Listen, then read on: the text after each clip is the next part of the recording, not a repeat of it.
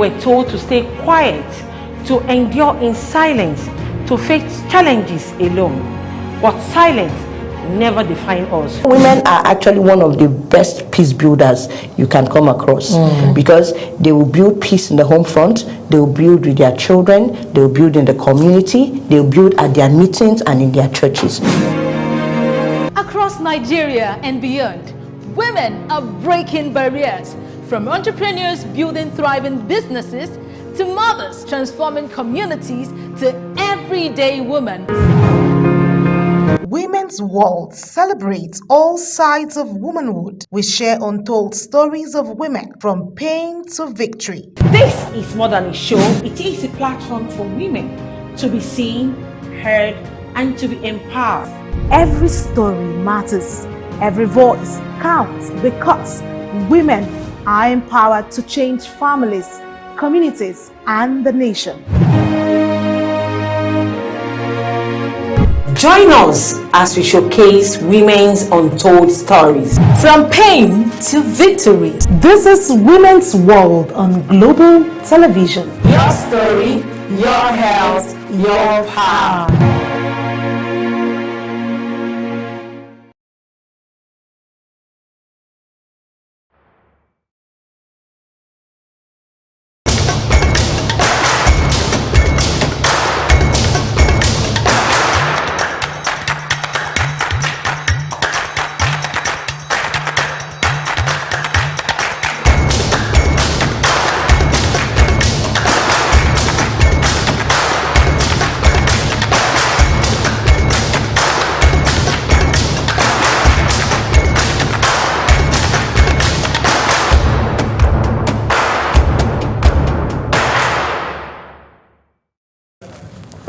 Hello and welcome to Women's World. I am Kike Lomo Okeri, and with me is my co-anchor Anita Patrick and Priscilla Obasi. Welcome on the show. It's nice seeing you. Same here, amazing time. Kike, how have you been? I'm good. And let me trade to Obasi right now. You look colorful. Thank you. So has the week been colorful enough for you? Well, the week has been colorful. Well, but it has been good. So far, so good. TGIF, as they say. So it's weekend. How do you spend your weekend? Do you still go to the club? I thought she said she was a babe. She's no longer a woman. She's a babe, so. Yes, I'm a babe. I'm not a woman. no. Let's help you redefine that. Anyway, like I said, you look colorful. Everyone looks very radiant. Yeah. Long week it has been in actually, Yes. but I still would have been able to manage ourselves and put out our thoughts, managing the work stress, and also coming to give our guests the best of what they should expect on women. So because we'll talk about a whole lot of things, from family to leadership to governance and to building nation as well. That's nation building. And don't forget, there's a build up to the 2027 general election. A whole lot of things happening. You know, I kept on wondering, what is the role of women in nation building? As in, what is their what are they participating in this upcoming election, especially now that the election is around the corner? Yeah. What roles are the women playing? Are they really coming out to participate? Are they coming out to campaign? Are they coming out to contest? Contesting for any political position? You know, the time has come where I think the way governance the way we used to know governance, we need to have a shift. We need to have a shift because we cannot be in that space competing with men. So we need a room of our own. We need a space of our own, like they have been advocating creating, you know, special seats in the House of Representatives, seats that will be assigned to only women. So you know that you are not in any tussle with any man. The man knows that this one is for a woman. Because when we keep putting ourselves, we are not there yet to say that we would compete or run an election with a man. Somehow that bias is still there, right? So, but if we have, say, politics designed in a way that the woman is given her own chance, her own space, I don't think, you know, would have all the toss. And I think it would be freer and fairer. So it is also lending my voice. Okay. You know, maybe I should say that she's trying to contest. She has the mindset. she has the mindset and is ready to actually come out strong for women participation. Exactly. So we look forward to more women coming out to stand strong and give their best in governance and nation building as well. All right, on today's Women's World, we shine the spotlight on critical role women play in raising accountability citizens at a time when trust in leadership, transparency, and governance is under serious strain. From the home to the public space, women are shaping how the next generation understands responsibility, honesty, and civic duty. Yeah, nation building does not begin in parliament or policy room, like I say. It begins in our homes, our classrooms, our communities, and very often in the hands of women. Today, as societies grapple with corruption, insecurity, and declining social values, one critical question stands out. How do we actually raise citizens who are not only educated but accountable? And what role must women play in building nations driven by integrity, transparency, and responsibility? All right, to help us unpack this interesting topic, we'll introduce our guest right after the break. Stay with us. Women were told to stay quiet, to endure in silence, to face challenges alone. But silence never define us. Women are actually one of the best peace builders you can come across because they will build peace in the home front, they will build with their children, they will build in the community, they will build at their meetings and in their churches. Across Nigeria and beyond, women are breaking barriers, from entrepreneurs building thriving businesses to mothers transforming communities to everyday women. Women's World celebrates all sides of womanhood. We share untold stories of women from pain to victory. This is more than a show, it is a platform for women to be seen, heard, and to be empowered. Every story matters. Every voice counts because women are empowered to change families, communities, and the nation. Join us as we showcase women's untold stories. From pain to victory. This is Women's World on Global Television. Your story, your health, your power.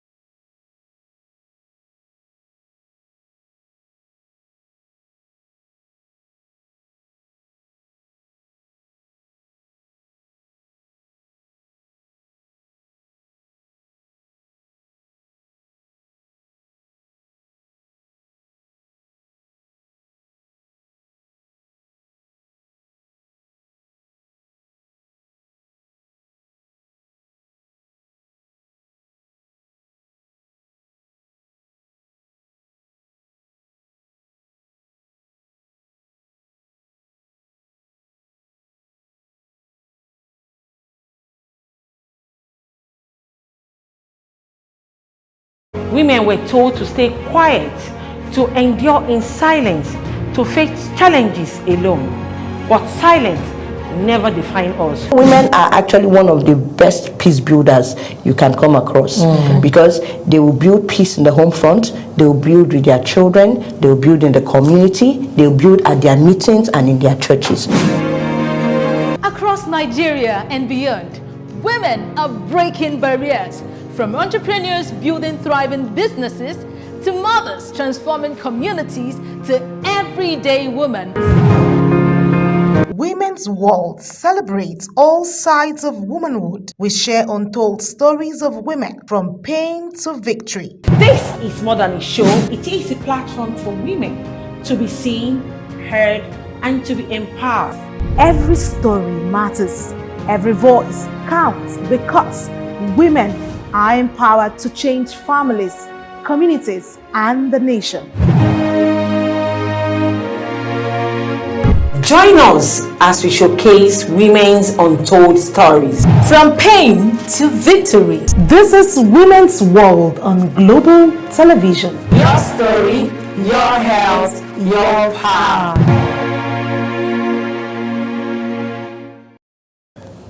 It's good to have you back. It's still Women's World, and of course we have a whole lot to talk to you about.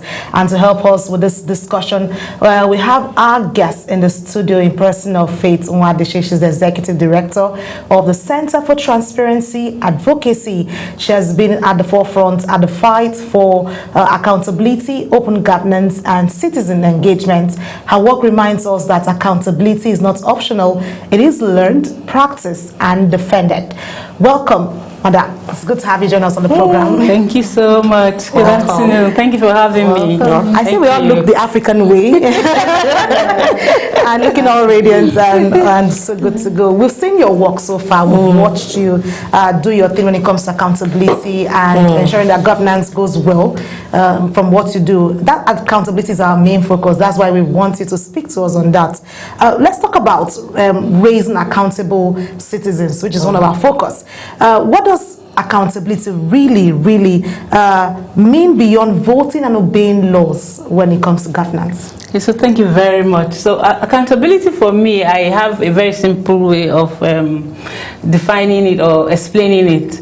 It's about demand and supply. Okay. So if you don't demand it, it doesn't come. Okay. Exactly. Because accountability is for you to give account of what you have done on behalf of somebody. Let's take it home.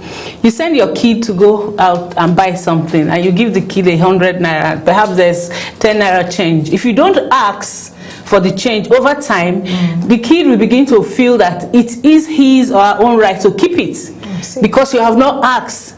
So sometimes they start by giving you, maybe sometimes they say, oh, don't worry about that. So, but over time, when you stop asking, the kid will begin to feel that this is my right. So after you have not asked for a while, and then you now ask, there's that anger. I say, why are you asking me? You have never asked me for this. And that's the same way it plays out in the society. Okay. So you have people who are representing you. Perhaps you have gone out to vote for somebody. You're voting for somebody because you're delegating your right to speak, because it's just a few people who should speak. So you're delegating your right to somebody to speak on your behalf. Okay. So it is your duty to demand for that accountability, because if you don't demand, you will not get it. So it's about demand and supply. So when you demand, you actually get it. So in a nutshell, accountability is the supply side of the demand. It has to be demanded. That's a very strong perspective. Yes, look at it from your experience, in advocacy. Why do you think Nigeria is falling short in raising citizens who demand accountability? Okay, so the whole thing is that you have to go back to our culture. Where are we coming from? What is the root? That culture that says it is the traditional ruler that decides on behalf of everybody. So like they say, once the traditional ruler raises his or her staff, that's the finality of it. You dare not question it. So these were some of the things we have brought into our type of democracy. Some good, some bad, because there's some aspects of our culture that is still good, communal living, within the culture. Somebody is representing. Nobody would go to the farms and then take over everything from everybody. So people are there watching. In those days, if you go steal from somebody within the community, you are usually ostracized. But what do we see now? You go steal from the communal pot, and the custodian of the tradition gives you a traditional title, sort of commending you for what you have done. So we are no longer practicing all of those things that we have done. Now, democracy says it is the collective, the government of the people, by the people, and of the people. So when people are not part of that, for instance, let's take it back to our constitution. You talk about rights, but for every right there's a responsibility. So, and I tell people that you have two major responsibilities. The first major responsibility that you have is actually for your parents. So your parents at birth, they give you your birth certificate, because between 0 to 18 you're still considered a child, and that's why people ask about your guardian before you take a decision, people ask, "What have you gotten the approval from your guardian?" It may be your parents, it may be your uncle, or somebody that has been put in charge of you. So, but as soon as you turn 18, your first responsibility is to get registered and get your voter's card. So people now say, "Oh, I don't want to vote." You are reneging on your responsibility. The very first responsibility that you have to take on yourself, very important, because you now have to be part of the civil group that decides who stays there. And you know the greatest thing is that people don't understand that it is the voter's card that gives you the power to hire and fire. By registering, you automatically are enlisted into the CEO community of a country. So, but people don't do that. And because they don't do that, they now they delegate that responsibility to another person to say, "Oh, because this is happening, I'm not." But you have not done your first responsibility to show that you are ready to participate. So you have people in their 60s, you have people in their 50s, in their 40s that have never registered. They don't have a voter's card, and they're saying, "No, it's because the system is bad. This." But you are not part of that. You have not come in to say, "Let me see how to do this." Because it is when, for instance, they say that the decision makers sit around the table.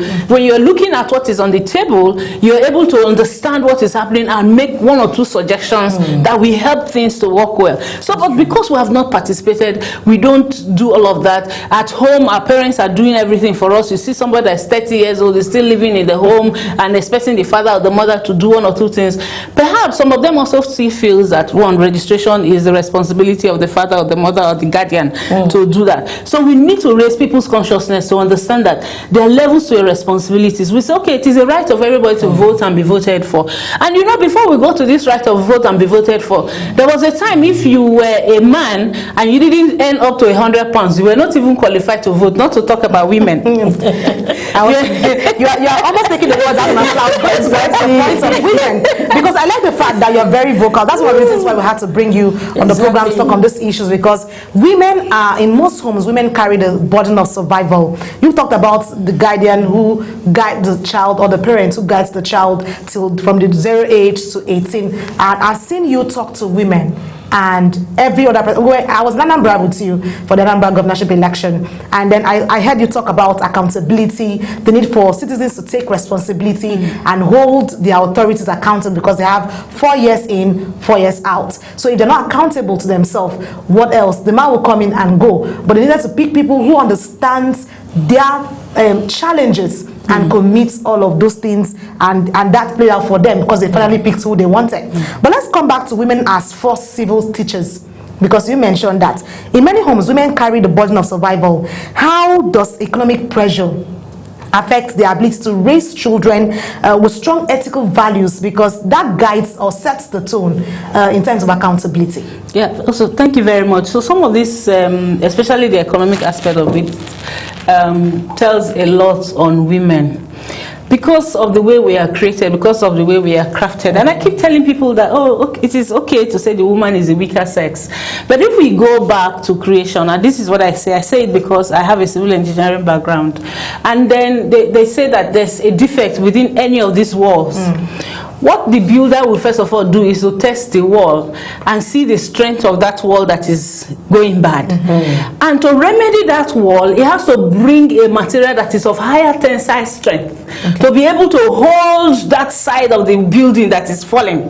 And by doing that, you have created that as a helpmate to that building that was standing. And so the way God created us and said, oh, you are the helpmate, you do not help anything that is stronger than you, because if you begin, it will crush you in the first place. It will crush you in the first place. So when the economy is bad and the woman is the one that is providing for the home, we're seeing a lot, the high rate of divorce, we're seeing single mothers, also there are single fathers out there. But if you take the statistics of single mothers and children that were brought up by single mothers and single fathers, you will see that the percentage of those brought up by the women, turn out much more better. And that's what we are talking about. So it crushes them. And you know that children have a way of being manipulative. They manipulate their parents and their guardians a lot. If you're not able to provide certain things at certain times, you know, you yourself will be depressed. So it is important, that quality of a woman to be assertive, that quality of a woman to be able to multitask and ensure that the home is running very well. She's looking at herself. There was a picture I saw, you know, the woman was there, and then she had this heavy, something heavy on her, and then she was taking care of the home. So some of these things are the things that doesn't help women to bring up the children, especially in the way that we see it now that women are becoming breadwinners. But it's important to let women know that women are naturally very, very resilient. Women are naturally, you know, very creative. So it's important to understand that, like they say, one of the things that people came up with this, I said, don't cut your coat according to your cloth, not the size anymore. According to your material. Yes, according to your material. And women know how to do that a lot. Women know how to do that a lot. But we need to continuously encourage them. We need to open up, you know, avenues for them to get educated, to learn one of these things. And when I'm talking about getting educated, I'm not talking about the four walls, you know, of a classroom. You know, look at things that are happening. What is it? How can the woman, you know, help herself and help the children to come up?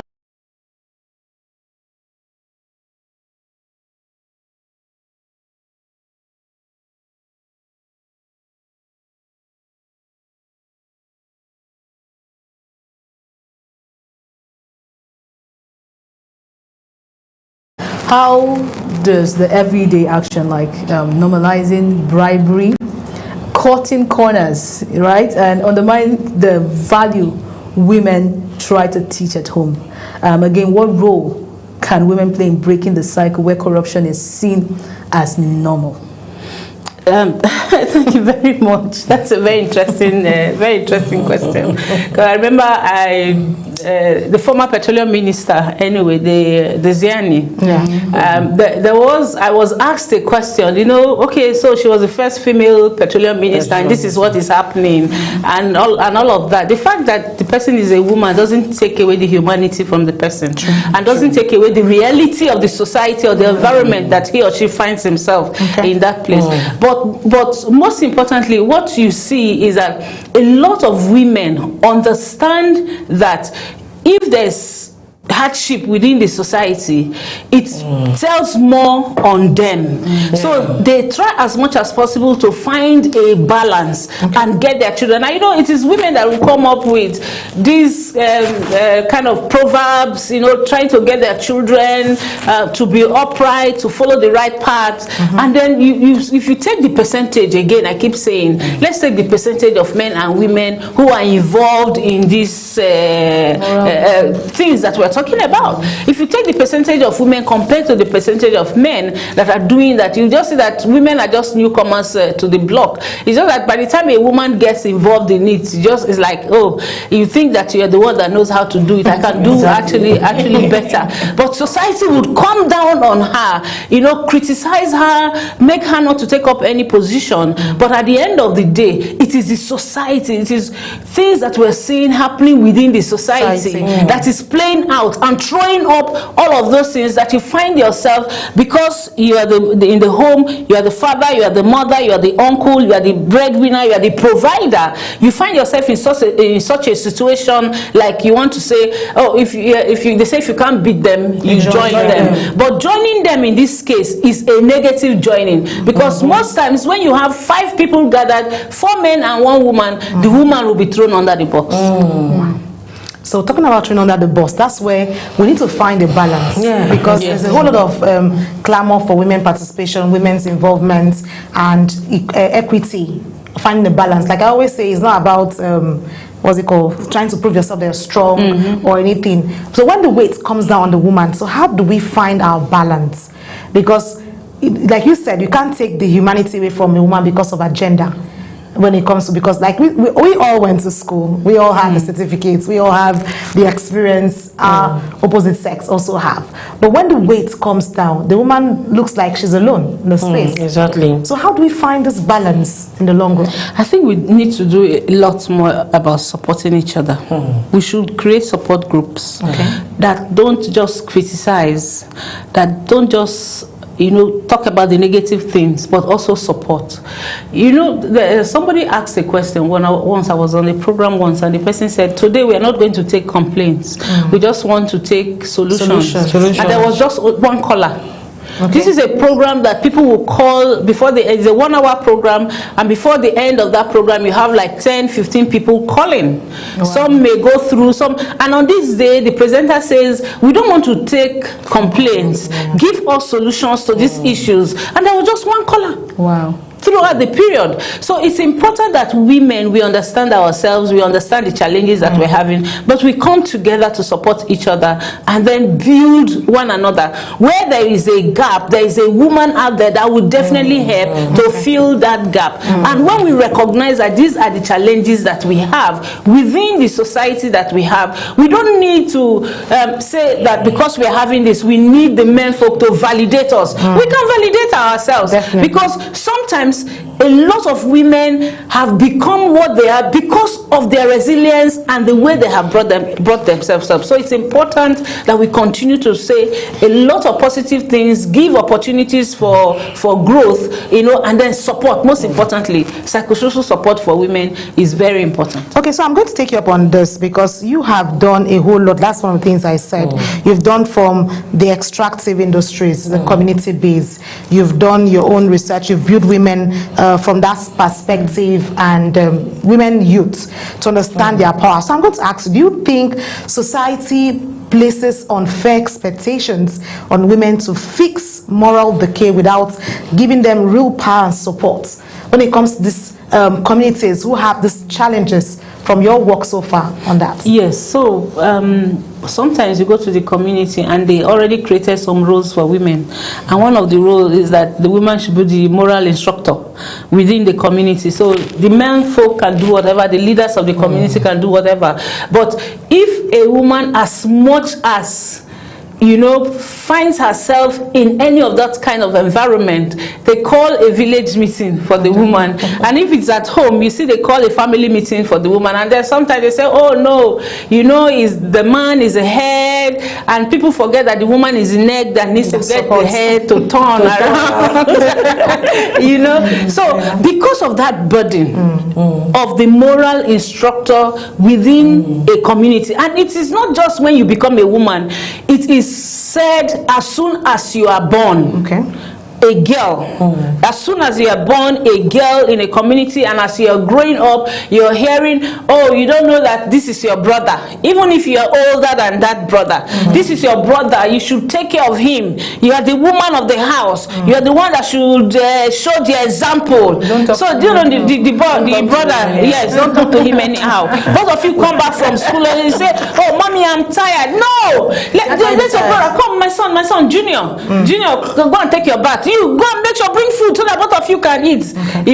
You start that kind of training from the beginning, and women grow up to feel that they are the ones who must ensure that everybody is morally upright, without really thinking about herself. What is the pressure on this woman? What is it that you can do to support that? And at times too, you see in some homes it may be different, because sometimes the first daughter is very close to the father, and so if the mother is saying go and make food for your brother, the father is saying no, she has just come back from school, let her rest. But it's very rare to see that, and we need to let community know that women have burdens as much as men do. That you have placed certain responsibility on them and they failed does not mean that they have failed in everything. You need to be able to understand why she failed on that assignment that you're giving her. It's not because she doesn't have the capacity to be able to carry out that duty. For instance, when politicians say, oh, in politics you need to go to night meetings, they do night meetings, and women are not able to do night meetings. You forget that women pray midnight prayer, so understand every minute women prayer.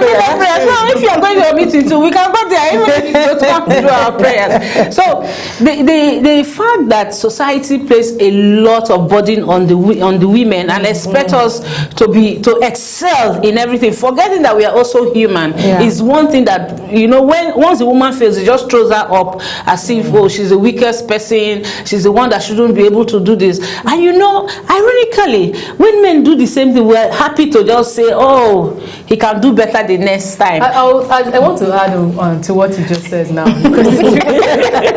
The woman is told, she's not given an excuse for any kind of, you know, behavioral indiscipline. Yes. She is blamed, she has to be of good character. She has to be perfect. If they blame you for, you know, maybe a delay because of a character flaw, or you know, somehow you just label the woman some kind of, you know. Yes. But then the society expects the traditional man, the traditional man we used to know is that man that is able to provide for his family. For the family. Yeah. But right now, you don't even, nobody blames the man for not having, because naturally you say God has not blessed me. You get it? It's not your fault anymore. Yes. Because God has not blessed you. So there's not so much expectation. The way the woman is trained from childhood to, you know, be of good character. It's not even the way the man is trained to, you know, provide from childhood. Maybe sometimes they even grow up to just meet these things because from childhood they are not inculcated with that mindset of, you know, how financial intelligence. Do you get? Yes. But it's quite an imbalance. And I just want to ask, how can the next generation do better? So there are a lot of role models that we have out there. In fact, just to add before I quickly answer your question, these days when the son in the family marries and he says, "Oh, I cannot provide for my family," say, "You mind to marry the lazy woman? Exactly. Why is she not providing? The wife is lazy. She's not doing anything.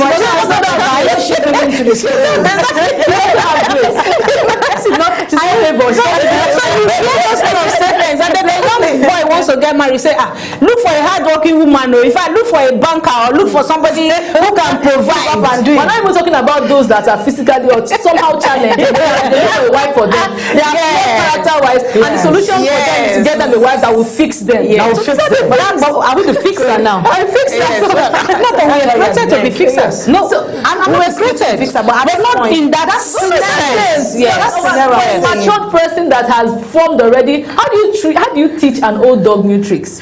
Do you understand? So my people say you don't learn how to use your left hand in old age. No, exactly. So these are the issues. How can we do better? The next generation. So the next generation, we really need to do better. We really need to bring back our family values.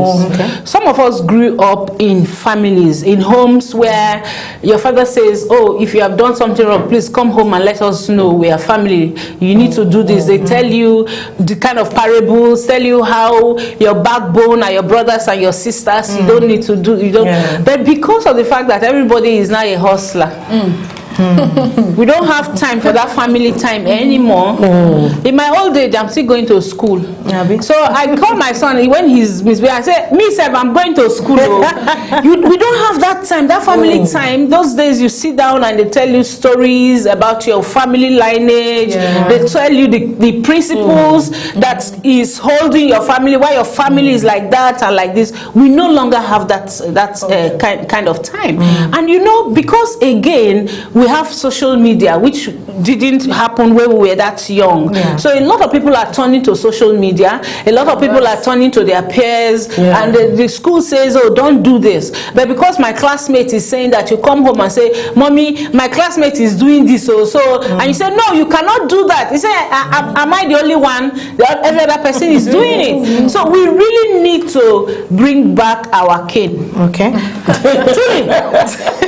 No, you don't have to go extreme with it. No, don't go extreme. You don't have to go extreme with it. But keep it somewhere that they see. As a reminder. And once in a while, just hit them small. So that they will know that for every action, there's a consequence. Yes, That's true. Because if you keep giving, these days they say, talk to the child, let the child know, this one, that one. When you have given the child small cane like that, the next time once they will say, no, mommy will not agree. Sometimes exactly we say, no, don't beat my child and all of that. The Holy Book says, spare the rod and spoil the child. There's wisdom in that. Even if you're not using the cane, just keep it. Once in a while, just let them know that this is not for fancy. I'm not. Sometimes they go and hide it and throw it away. Exactly. But we need to bring back those olden days that the Gen Z now call us millennials.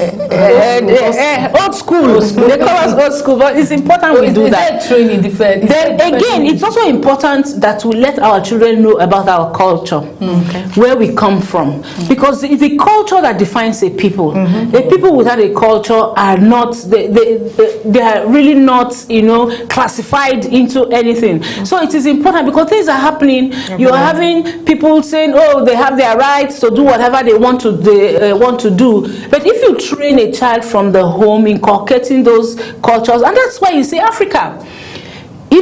I travel and I go for meetings, and people are saying, oh, you need to do this. And I tell them, I said, some of these things we didn't do in Africa.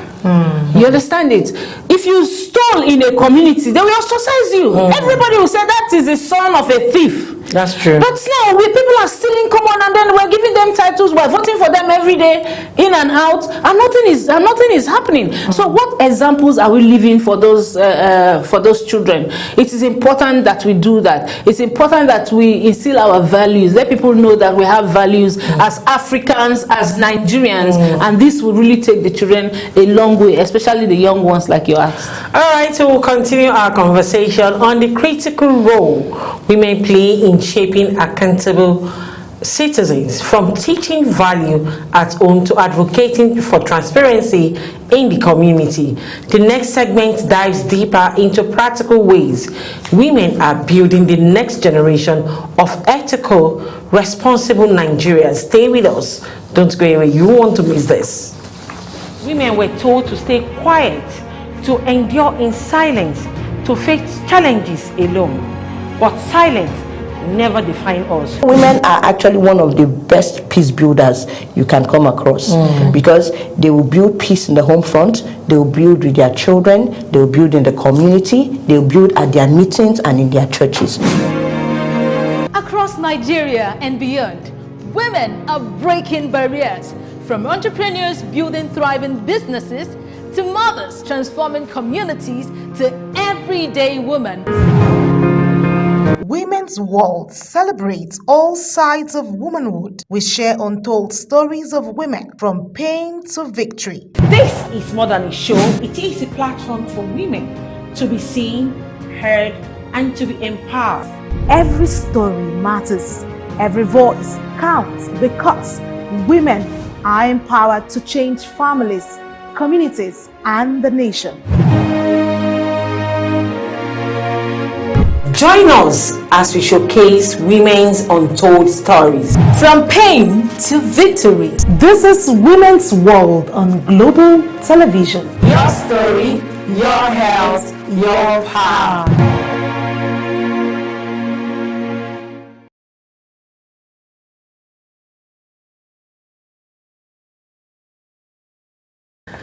All right, welcome back to Women's World. We are still exploring how women are at the forefront of raising accountable citizens in Nigeria. Staying with us is Faith Nwandishi of the Center for Transparency Advocacy, sharing insights on how civic education, leadership, and everyday action can transform our society. All right, let's continue this important conversation. Okay, now, let me ask this. You mentioned social media.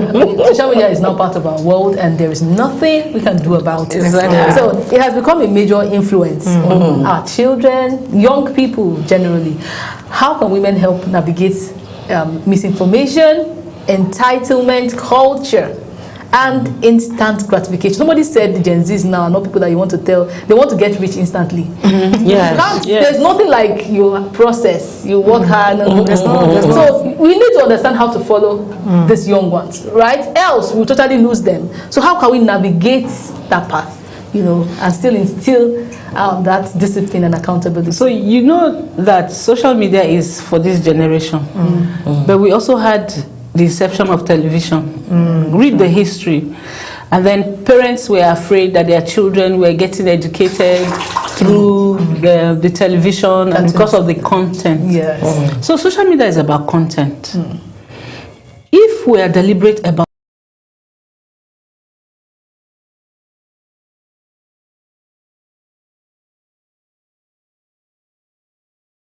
and follow up.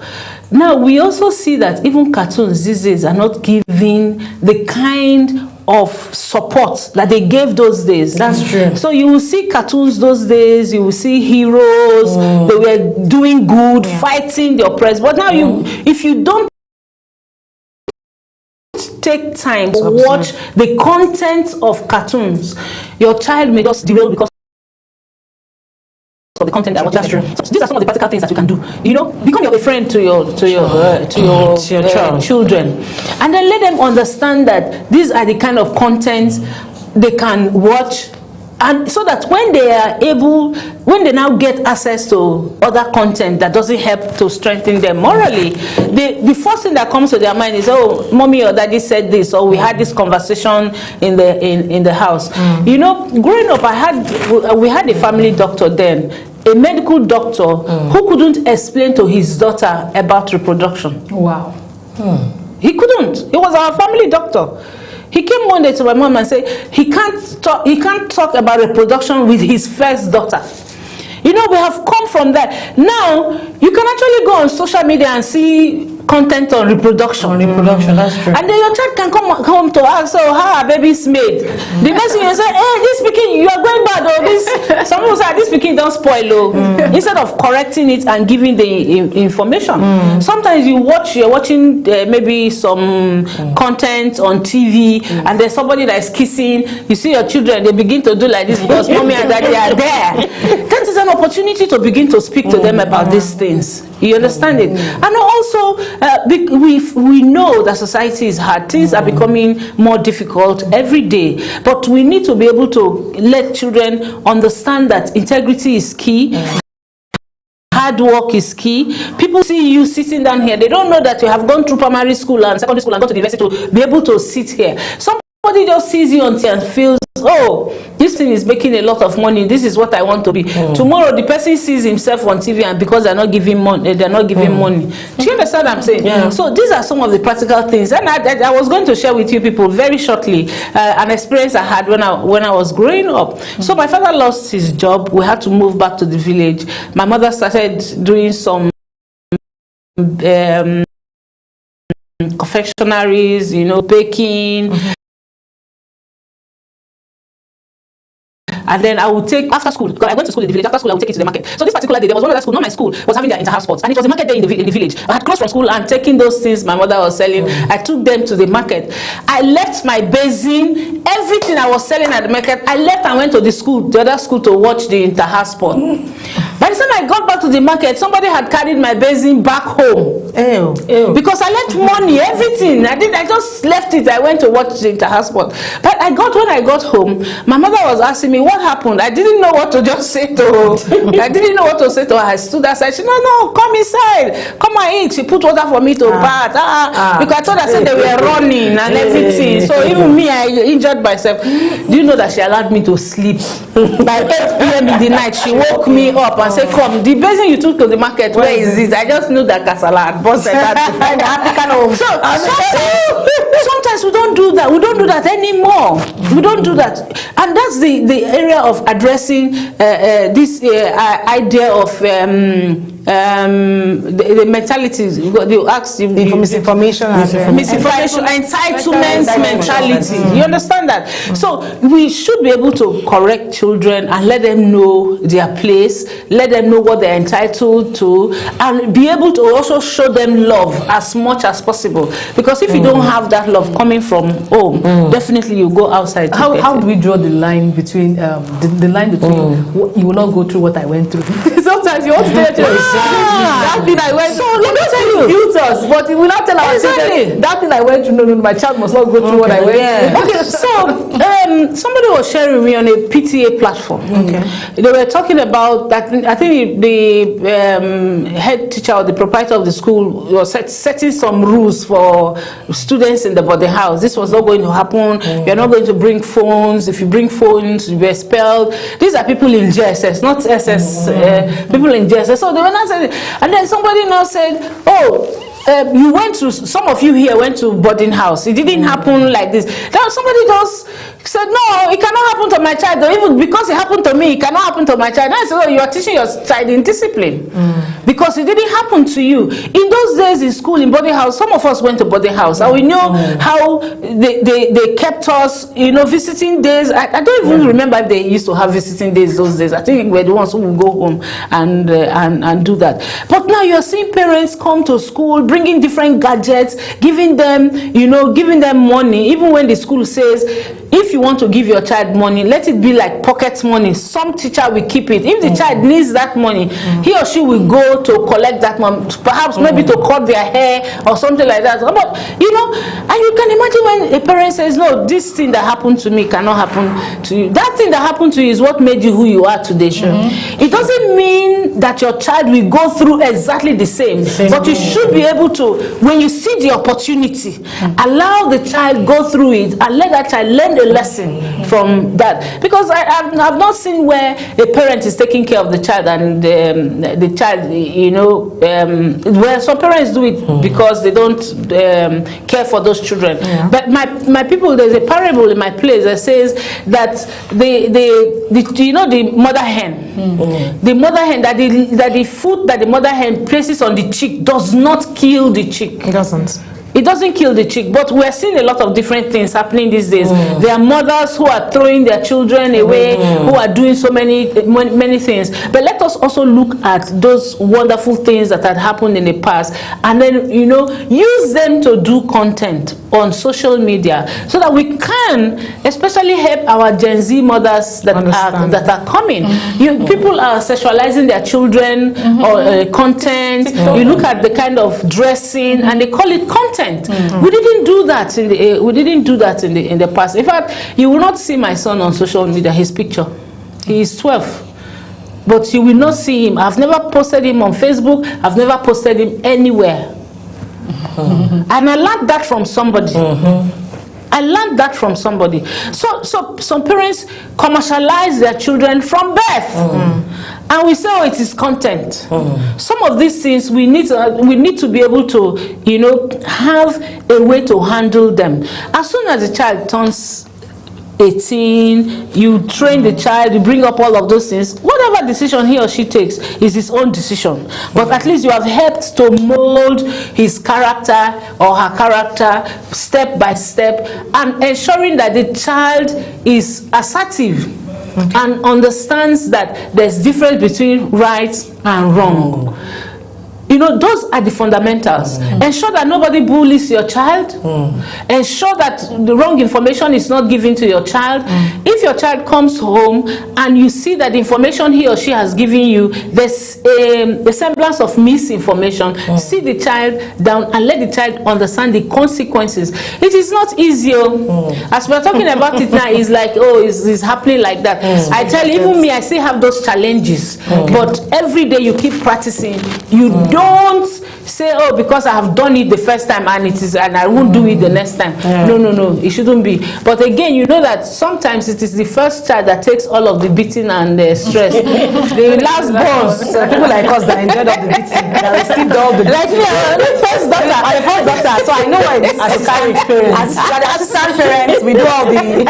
But I like the fact that you're able to break this down for women to understand. But how can women in non-traditional leadership roles, business, tech, or community advocacy influence children to value integrity and responsibility? I'm going to merge that in a two-in-one kind of question. And I also want to understand how women can encourage young people to participate in community initiatives and civic life beyond just voting.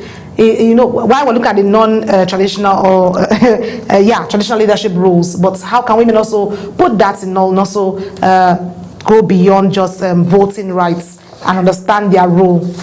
It's really by mentoring. Do as I do. Okay. Not do as I say. Yes, do as I say and do as I do. Do you understand? So you see, sometimes your children come home and you tell them something and say, no, my auntie says this. Okay. They are already seeing that auntie in school as their role model, or as their mentor.